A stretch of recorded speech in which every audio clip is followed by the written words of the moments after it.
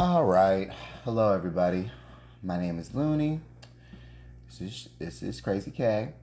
And this is part 3 of the People's Guide to Project 2025. Please check out the first two videos on our podcast prior to listening to this one. Yes, it's very important because that way you'll know what's going on. Because we're only doing the People's Guide and not the whole version. The People's Guide is about 49 pages. The regular Project 2025 is about close to 500. Yes. So we're only doing this, and this is the final. This is the last two chapters of this. Okay. So now, number one, their proposals will make education unaffordable and unwelcoming. Our public schools are foundational to our democracy. When special interests undermine public schools, they undermine the ability of students from all backgrounds to learn, feel safe in their community, and develop skills and knowledge that enable students to thrive. If Project 2025 has their way, our public schools could be stripped of funding, protections for students, and high quality curricula. So basically, they're going to sit there. Our public schools are going to suffer. Not like, depending on where you live, like our public schools, some of them do suffer, and they go through times of getting a lot of funding and times of not getting a lot of funding. I feel like that happens through a lot of public school systems across the country. So this way, with Project 2025, they're really gonna go after public schools, even ones that are the ones with money and funding, mostly. So number one, how they do it: cut federal loan programs that help parents of college students, graduate students, and immigrants afford higher education. Project 2025 would roll back federal student loan programs that are critical to ensuring higher education is not reserved for only the wealthy and well-connected. So basically, we ain't going to be able to get education. Regular people like you and I are not going to be able to get education if we don't have money or if we're not well-connected. As the cost of higher education soars in the country, accessible and stable student loans are a critical way to ensure that people from all backgrounds can access higher education. The special interests behind Project 2025 want to kneecap the federal government's provision of student loans, taking away the ability of parents of college students to take our Parent Plus loans, graduate students take out Graduate Plus loans, and undocumented immigrants take out federal loans entirely. This would devastate the futures of millions of college students.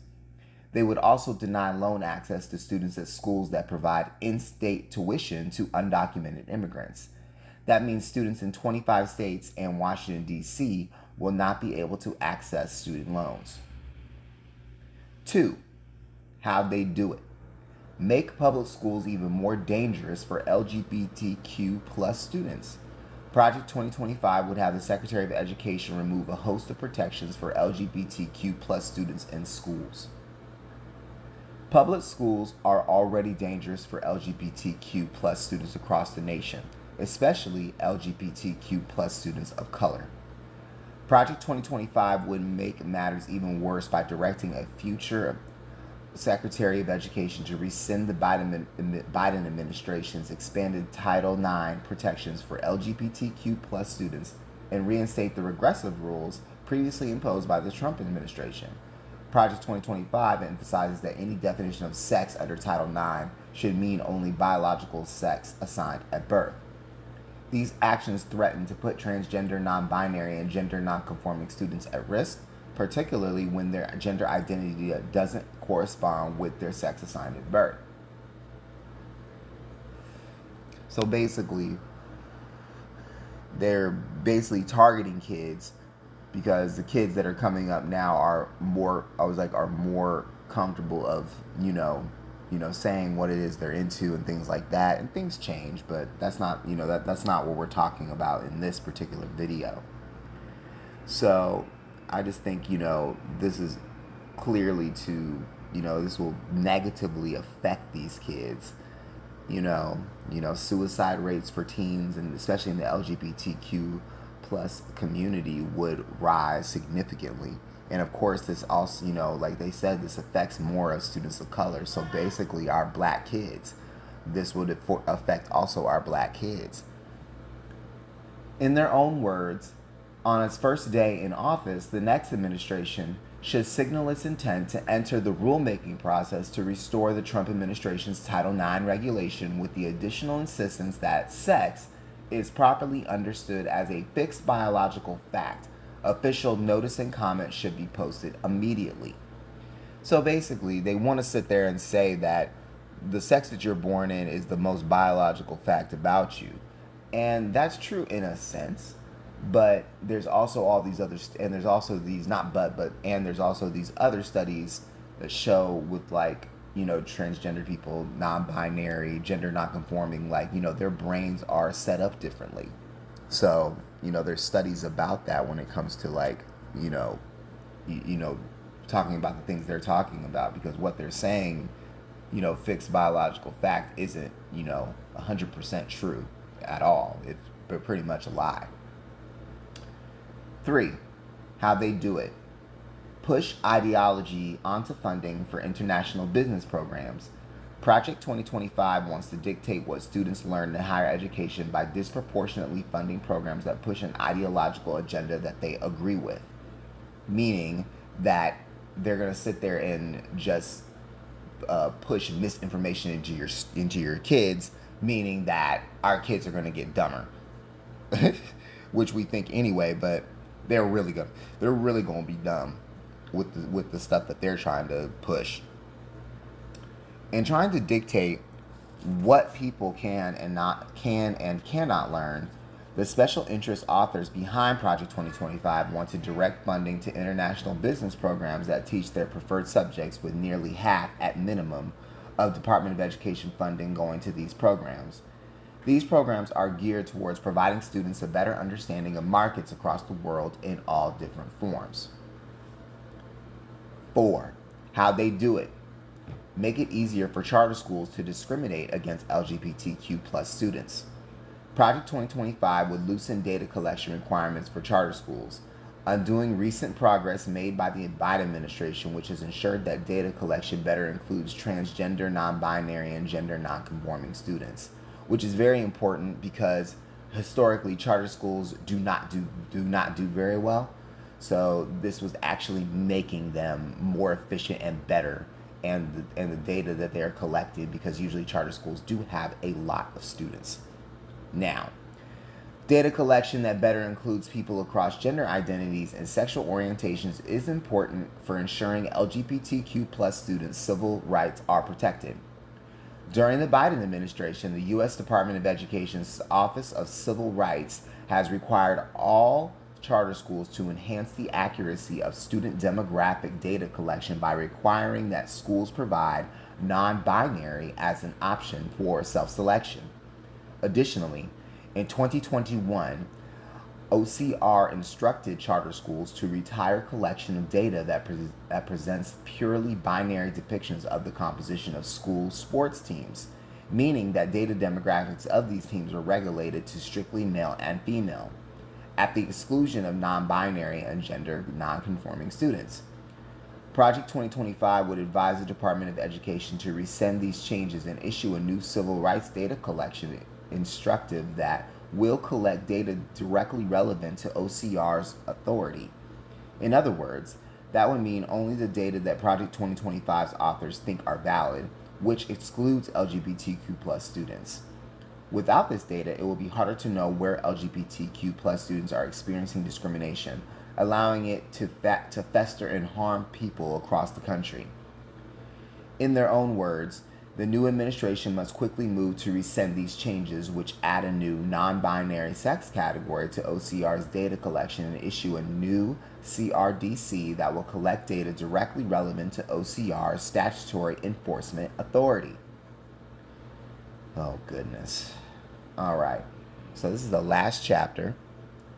And this is what it says: their proposals will undermine government's ability to deliver for people. Civil servants are federal employees who work and live in all 50 states.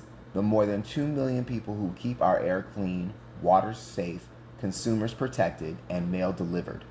Attacks on the nation's civil service are attacks on the government's ability to work for the people. Basically, all the people that make sure that we get things done.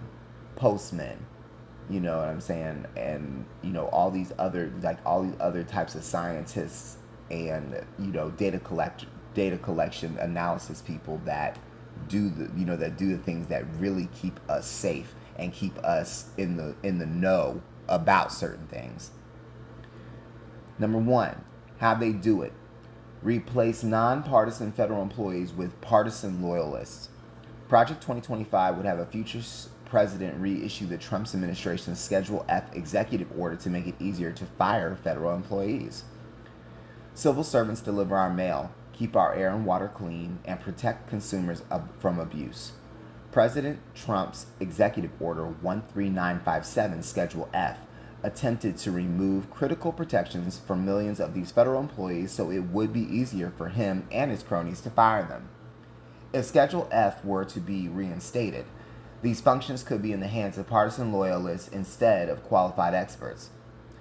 Firing civil servants at will simply because they're not hyperpartisan or extreme enough would be disservice to the millions of Americans who depend on federal workers and services they deliver every day.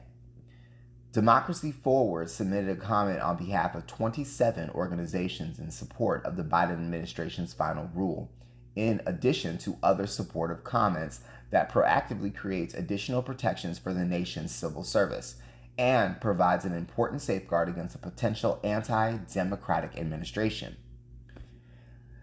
Democracy Forward sent a letter on behalf of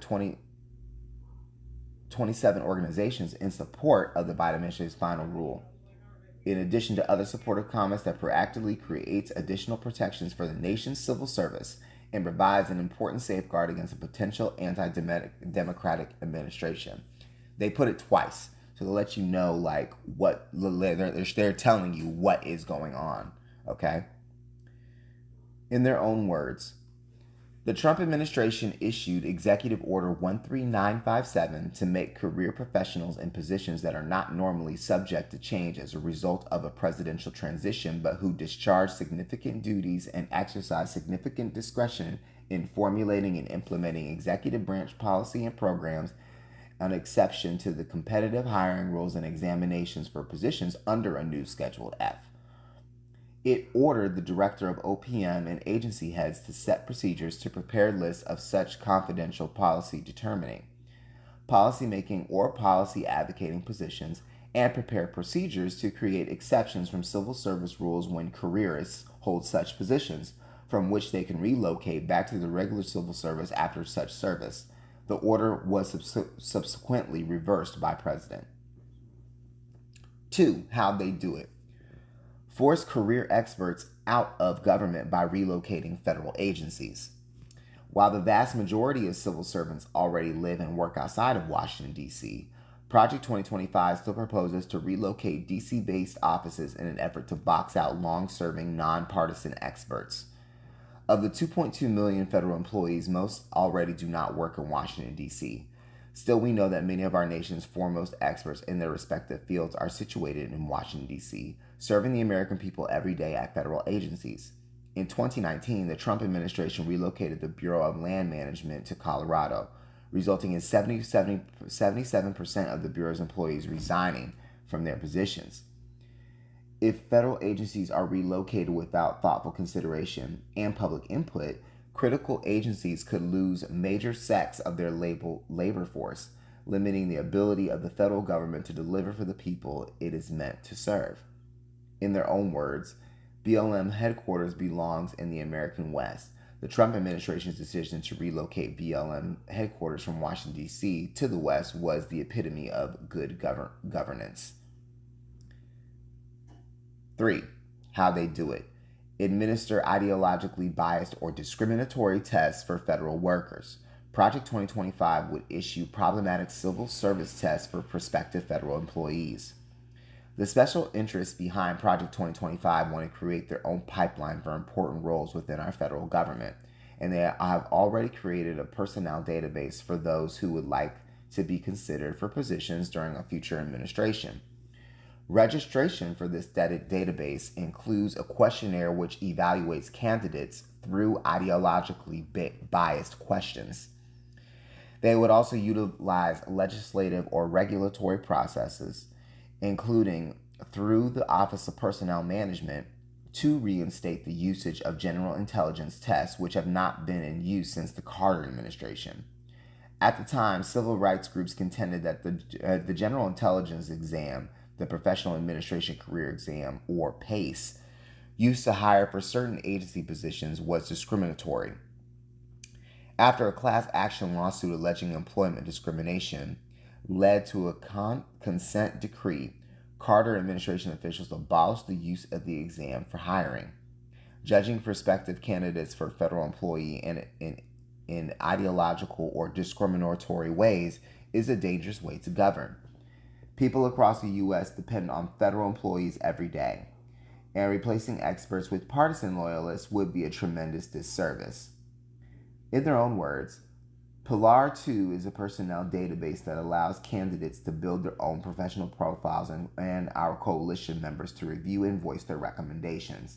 These recommendations will then be collated and shared with the president-elect's teams, greatly streamlining the appointment process. So basically, it's just making it more difficult for people of color, people of different race and, different creeds and everything else to not get these jobs that they more than likely are already qualified for. So if you if you're not, pledging your allegiance to this particular administration in this sense, then you're not going to get this job.